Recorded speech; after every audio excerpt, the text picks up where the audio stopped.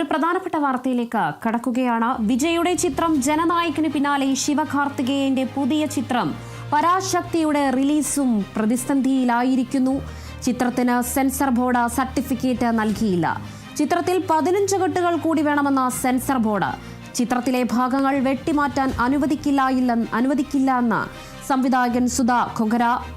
Revising കമ്മിറ്റിയെ സമീപിക്കാനൊരുങ്ങി നിർമ്മാതാക്കൾ. ചിത്രത്തിന്റെ റിലീസ് വൈകാൻ സാധ്യത.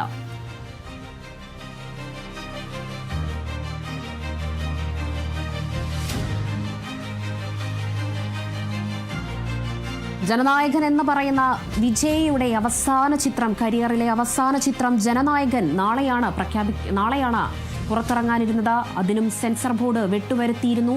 അതിന് തൊട്ടു പിന്നാലെയാണ് പരാശക്തി.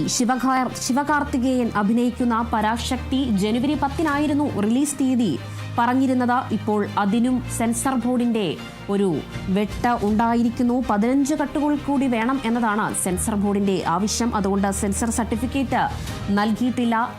പൊങ്കൽ റിലീസായിട്ടായിരുന്നു ശിവകാർത്തികേയന്റെയും നടൻ വിജയിയുടെയും ചിത്രങ്ങൾ പരാശക്തിയും ജനനായകനും പുറത്തിറങ്ങാനിരുന്നത്.